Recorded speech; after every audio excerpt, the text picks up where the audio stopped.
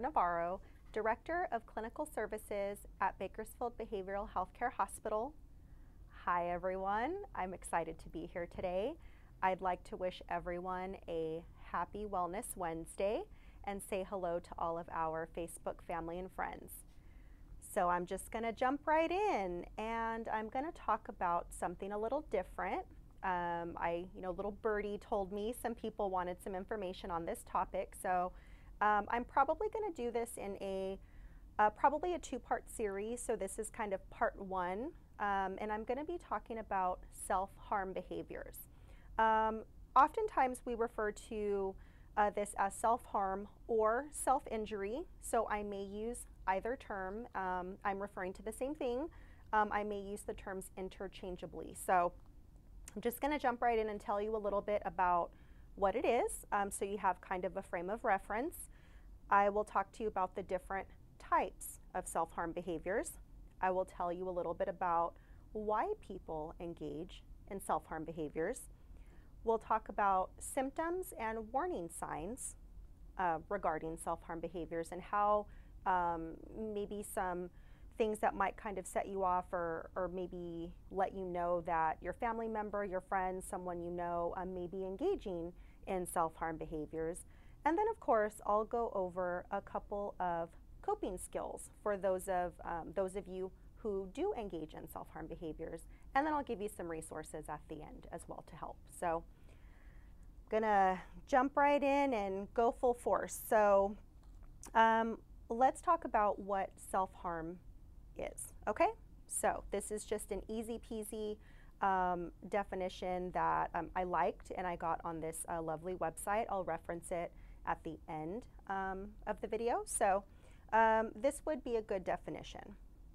Self-harm and or self-injury are forms of hurting oneself on purpose. Okay, so usually when people are hurting themselves, on purpose, I want to make a distinction between that behavior and what we would call a suicide attempt. Okay, so they're very different in nature. Most of the time when someone harms themselves, they're not doing it with the intention of suicide. Okay, so this is just making a little distinction between those two, and I'll explain further. So usually the goal or the purpose of the self-harm behavior in most cases is a way of releasing painful emotions that this person's become overwhelmed and they're having trouble processing some very intense emotions, and engaging in the behavior can be provide a release for them of those emotions. So different types of self-harm behaviors include, this is not an all-inclusive list, but provides many examples. I think most of us are pretty familiar with the term cutting, or people who cut themselves. So that is a type of self-harm behavior, but there's more. So I'm just going to go through a list here with you. That could take the form of cutting, scratching, burning, carving words or symbols onto the skin or into the skin, hitting or punching oneself. So an example of that could be a person banging their head against a wall or glass or through glass, or hitting specific parts of their body, piercing the skin with sharp objects, pulling out hair, or picking at their wounds. So a lot of these behaviors result in all different types of wounds all over the body, and sometimes the person will pick at or insert objects or things into wounds or something of that nature. So let's get into why people self-harm. So I kind of tapped into this a little bit when I was talking about self-harm or self-injury as a way of releasing emotions. So I think that's one of the most common reasons that I think myself and my staff hear, whether it's from our patients or family members, loved ones, whoever it may be. That is usually the most common reason that I hear, but these are some other reasons why someone may engage in self-harm behaviors. So it's a way of processing negative feelings. That kind of goes along with what I was saying. It can be a distraction from negative feelings.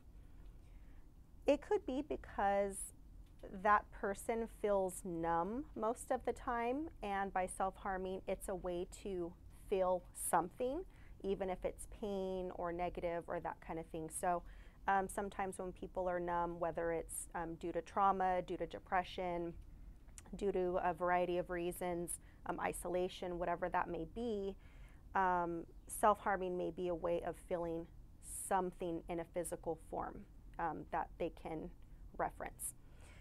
It could be about developing a sense of control over their lives. So a lot of people who feel out of control most of the time or feel unable to make choices about their situation may use this type of behavior as something that it's kind of their secretive thing that they do that only they know about or only they can control.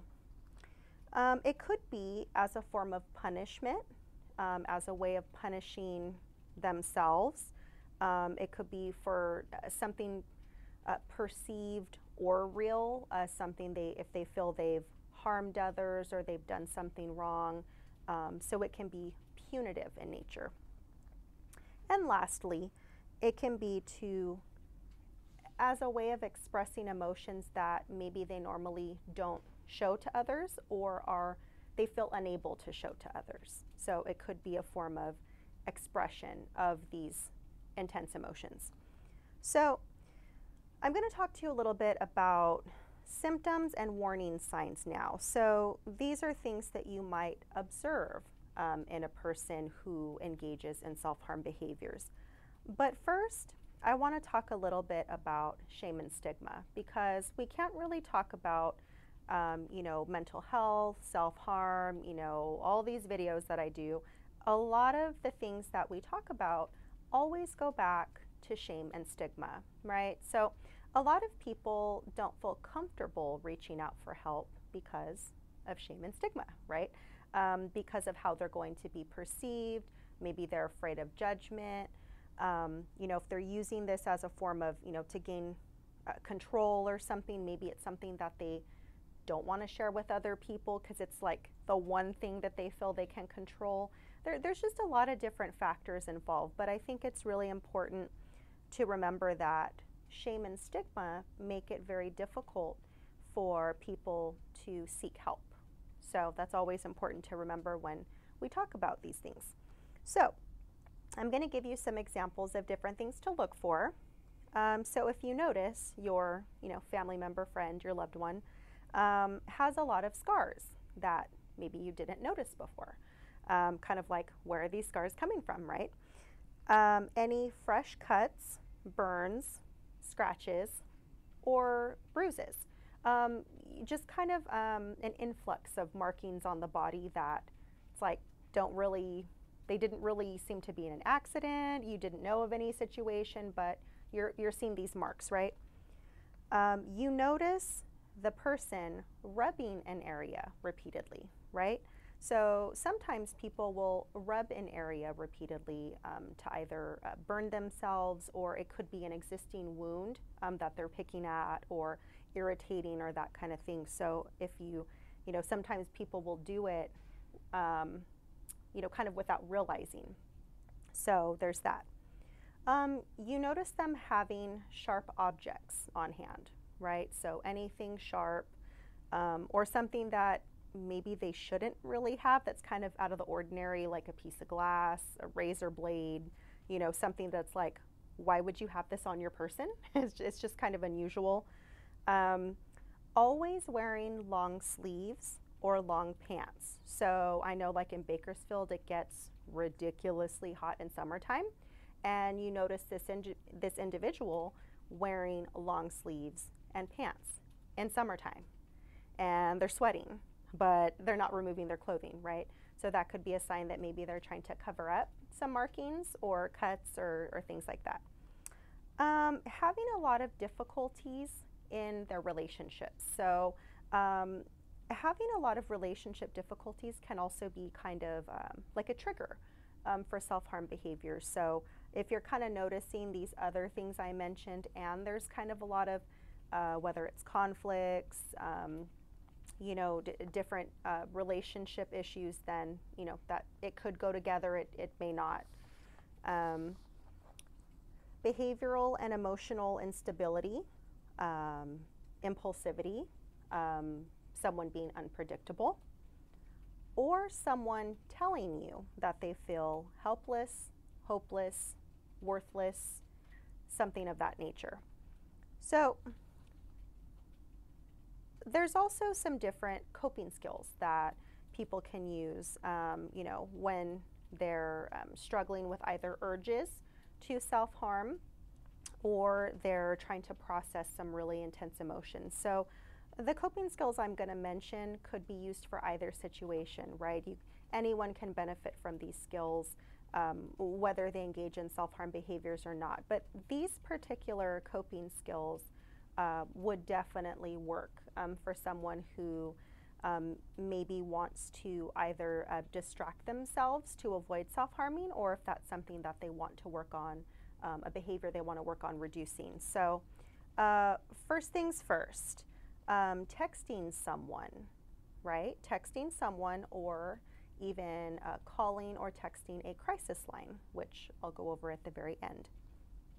Making art. So a lot of people, when they're tapping into their own creative expression and that kind of thing, when you're engaging in something creative such as making art, it's kind of difficult to not feel good, right? And you're using different parts of your brain, you're fully engaged in what you're doing. It can be used as kind of a way to be mindful, but also to distract from intense emotions, or even a way of processing those emotions through art. Meditation, journaling, or talking to a mental health professional, of course. That's always important. So I want to leave you with a couple of resources as well, just because I think it's important, to know kind of where to get help, who to contact, who's there for you if you're having trouble getting through a moment, you're feeling overwhelmed, you're having all these, negative or intense emotions. So the first resource I want to share is a crisis text line. So I think this is a really good one, especially for a lot of younger people who maybe aren't as used to talking on the phone, and maybe they feel more comfortable with texting. There is a crisis text line. So you can text this to this number. So I'll share that. You can text HOME, all in caps, to this number. It's 741-741. And someone, a crisis person, will respond to you, and you can have a text message exchange with this person. And it's 24 hours a day and all that jazz. So it's there for you all the time. The second resource I want to share is a local resource. I know many people who have used this resource and have, told me it's excellent, and they've given rave reviews and all that. And that would be our local crisis hotline. This would be through the Psychiatric Evaluation Center or Mary Kay Shell, whatever you want to call that. And many people call the crisis hotline. It's also 24 hours a day. You can talk to someone any time of the day or night, and they're there to support you. So there's that. That number is 1-800-991-5272. So next week, I think I will kind of switch gears and talk a little bit more about support for people who engage in self-harm or self-injury.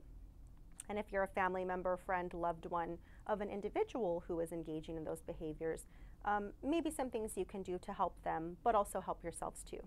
So until then, have a great day, have a great week. See you next time. Bye.